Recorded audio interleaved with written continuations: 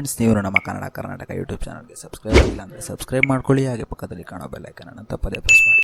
Friends, ನೀವು ನೋಡ್ತಾ ಇದ್ದೀರಾ ಕನ್ನಡ ಕರ್ನಾಟಕ ಯೂಟ್ಯೂಬ್ ಚಾನಲ್. ಬನ್ನಿ ಇವತ್ತಿನ ವಿಡಿಯೋನ ಸ್ಟಾರ್ಟ್ ಮಾಡೋಣ. ಫ್ರೆಂಡ್ಸ್, ನಾನು ಇವತ್ತು ವಿಡಿಯೋದಲ್ಲಿ ನಿಮಗೆ ಒಂದು ಯೂಸ್ಫುಲ್ ಅಪ್ಲಿಕೇಶನ್ ಬಗ್ಗೆ ತಿಳಿಸ್ಕೊಡ್ತಾ ಇದ್ದೀನಿ. ಅದಕ್ಕಿಂತ ಮುಂಚೆ ನೀವು ಕನ್ನಡ ಕರ್ನಾಟಕ ಯೂಟ್ಯೂಬ್ ಚಾನಲ್ಗೆ ಸಬ್ಸ್ಕ್ರೈಬ್ ಆಗಿಲ್ಲ ಅಂದರೆ ಸಬ್ಸ್ಕ್ರೈಬ್ ಮಾಡ್ಕೊಳ್ಳಿ. ಹಾಗೆ ಪಕ್ಕದಲ್ಲಿ ಕಾಣೋ ಬೆಲ್ ಐಕನ್ ಅನ್ನು ತಪ್ಪದೇ ಪ್ರೆಸ್ ಮಾಡಿ. ಬನ್ನಿ ವಿಡಿಯೋನ ಸ್ಟಾರ್ಟ್ ಮಾಡೋಣ.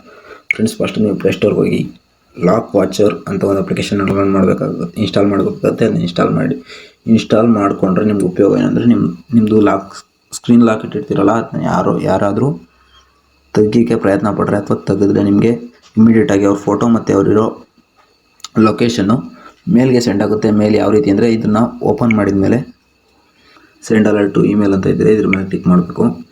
ಓಕೆ ಮೇಲೆ ಕ್ಲಿಕ್ ಮಾಡಿ. ಅದಕ್ಕಿಂತ ಮುಂಚೆ ಇದಕ್ಕೆ ಲಾಕ್ ಇಟ್ಟಿರಬೇಕಾಗುತ್ತೆ. ಆ್ಯಕ್ಟಿವ್ ಮೇಲೆ ಕ್ಲಿಕ್ ಮಾಡಿ. ನೆಕ್ಸ್ಟು ಅಲೋ ಮೇಲೆ ಕ್ಲಿಕ್ ಮಾಡಿ. Hello, okay.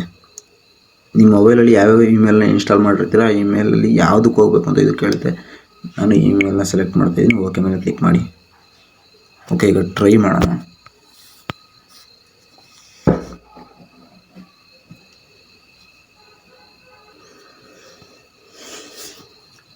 ಲಾಕ್ ಸ್ಕ್ರೀನ್ ಮಾಡಿ.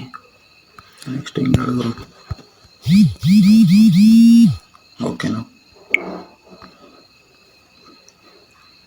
ರೈಟ್ ಪ್ಯಾಟ್ರನ್ನ ಕ್ಲಿಕ್ ಮಾಡಿ. ರೈಟ್ ಪ್ಯಾಟ್ರನ್ ಕ್ಲಿಕ್ ಮಾಡಿದ ಅಂದ್ರೆ ಯಾವುದಾದ್ರೂ ಡಿವೈಸಲ್ಲಿ, ಬೇರೆ ಡಿವೈಸಲ್ಲಿ, ಸಿಸ್ಟಮ್ ಅಥವಾ ಮೊಬೈಲಲ್ಲಿ ಇದನ್ನ ಲಾಗಿನ್ ಮಾಡಿ ಕೂಡ ನೋಡ್ಕೋಬೋದು.